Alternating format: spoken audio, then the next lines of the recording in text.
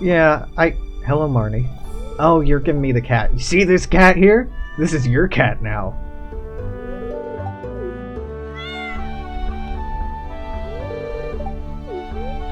Yes, I will adopt. I can do.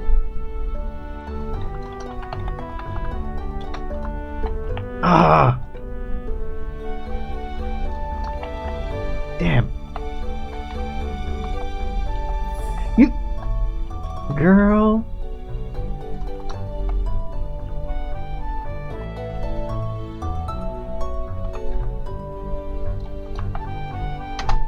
There we go.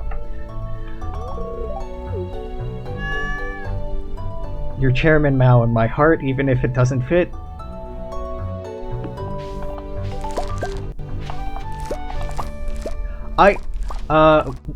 This is completely unrelated, but naming the cat that got me thinking. It is really, really hard to buy communist or socialist propaganda. Posters, shirts, whatever the hell else, it's really hard to buy those ethically. Because a lot of reprints, look at all the Che Guevara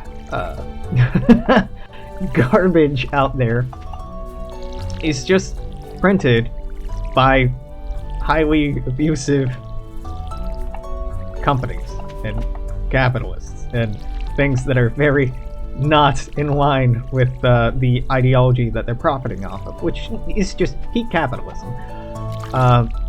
Just commodify everything. It is what it is.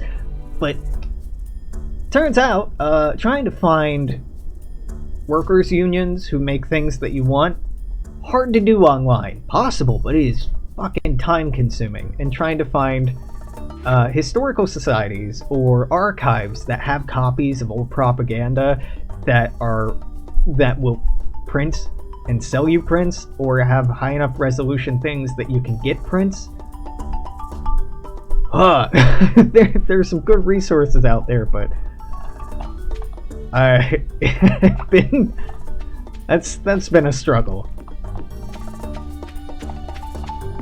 Just learned to knit. I can make some stuff myself, yeah, but there's some cool, oh god, how old? Stuff from the 20s and 30s that I like. There's some stuff from the 1800s that's pretty cool. Like, this is the tragedy of history, is there's all of this stuff that came before us. You got any rare seeds today? Ooh, I cannot afford it. Never mind.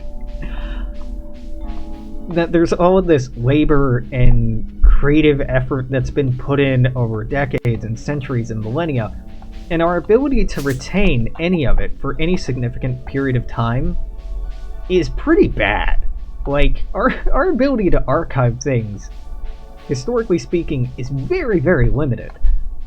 And as a historian, this is a constant distress for me, but also as a connoisseur of stuff, this is distressing, because there are archives with copies of century-old socialist Marxist propaganda, or rallying posters, or whatever the hell else, booklets or pamphlets or writing, but it's not advertised again on search engines,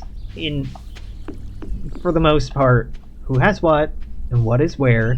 You can go onto the different websites of libraries and universities and things like that, and good ones, well-funded ones, will often be in the process of uploading their archives, but oh great, trash. You shouldn't have. But even the Library of Congress has been struggling for years with trying to get physical media digitally uploaded before the physical media corrupts and goes bad. And it's this Sisyphean A dude rolling a rock up a hill. Sisyphus? Sisyphean. Yeah, Sisyphean. Task of trying to preserve history before it's destroyed, and even then, hard drives don't last forever, and servers can go bad, and nothing's really going to ever last forever. It's just as if I didn't have trouble enough with the inevitable heat death of the universe and entropy tearing everything apart, and the fact that despite all of our efforts as a society and a species, there will be no evidence of any of it after a certain point. It is existentially terrifying as that is for anyone. For someone who loves history and has dedicated so much of their life to the study and teaching of history, it is maddening. Absolutely maddening.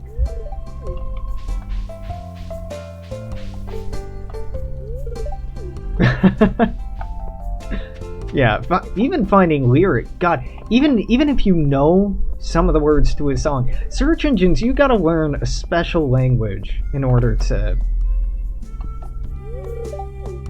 use them well.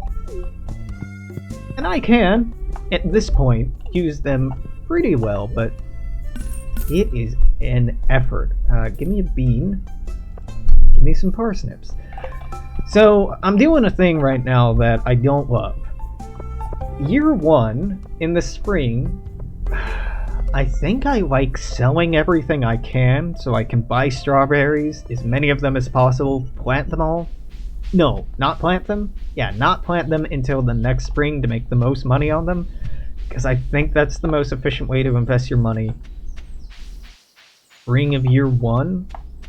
It's probably better to go after animals, but every time I'm buying something, a little voice in my head is like, shouldn't do that. Shouldn't do that, Alex. Should be buying strawberries with that money. Yeah. Not doing that meta. Just gonna play as I play. Boom by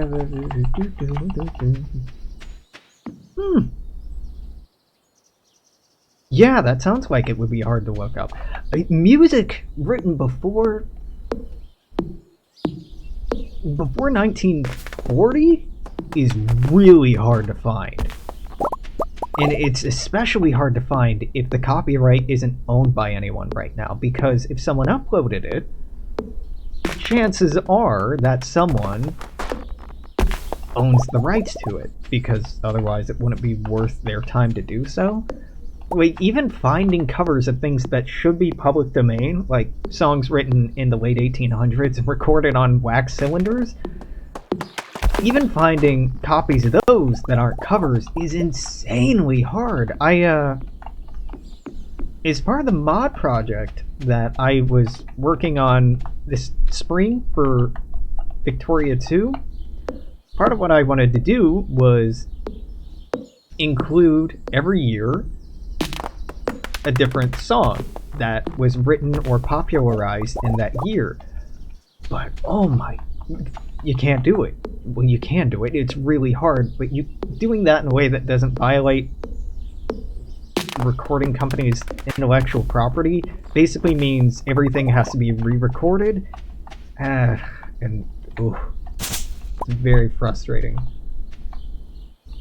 God, only one recording of the song that's publicly available. Yeah, I know that struggle well. I ended up for a lot of them settling for finding the sheet music, and even then, for some of these songs, finding the sheet music in a way, in the exact way I was talking about before. The paper's degraded, maybe nobody's scanned in the sheet music yet. This university may have it on file in an archive somewhere, but no one's ever thought of it or thought to bother with it because no one wants to hear this terrible song anymore because objectively it's not that good. It's just historically significant. Yeah. I ended up using MIDI, oh my god. MIDI music maker. What do you even call them? My vocabulary's gone. I've been awake too long. To hunt those down and even listen to what they might sound alike. And not fun. Not fun, not easy, and not satisfying. Yeah, MIDI thingamajigger. God damn it. I have the program installed still, but it's not worth my time to look it up. Basically, just a program you can plug sheet music into, and it'll play the sheet music. But having to transcribe sheet music from poorly scanned in, low-res scan to MIDI music is not fun. Not fun.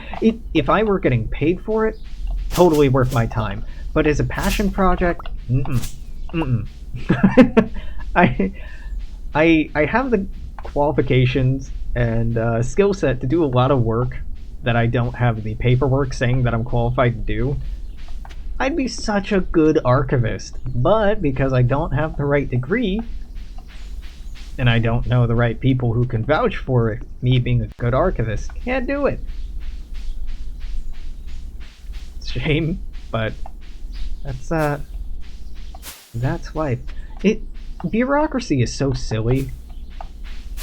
At the point of certifications and degrees aren't even to verify that you can do a thing, it's just to reassure someone else that they're not making a mistake, or to cover their ass if they are making a mistake.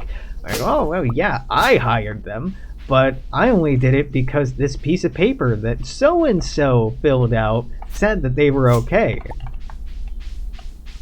Most of the time, people don't go back and, to my knowledge anyway, nobody goes back to an employer and gets mad at them, or an education institution and gets mad at them for accrediting people who didn't deserve it. I may be wrong about that, but it seems like academic standards are kind of loose. Oh, yeah, I have touched a newspaper from the 1700s.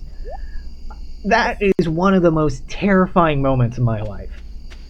I'm not being hyperbolic. It was horrifying. Touching old media is so scary, because if you rip it, if you tear it, if you touch it in the wrong way, if you have too much oil on your hand, if you don't handle it just so, you're destroying history. It is the worst fucking feeling. I have felt incredibly privileged to be able to interact with the archives that I have. But it's so scary. It's so scary. With old enough documents from the 1700s, early 1800s, if you don't know exactly what you're doing, it's actually safer, most of the time, it's safer for the document if you don't wear gloves, because gloves can decrease your sensitivity to how much pressure you're applying to the paper, and it's so tissue paper thin that if you're not being incredibly gentle with it, like a butterfly's wings, it's gonna tear. So it's better just to accept the fact that you're slowly degrading the quality by touching it with your oily fingers than accidentally ripping it with protected ones. Oh. it's awful. I'm not gonna give the cat water. You're fine, bud. You're fine.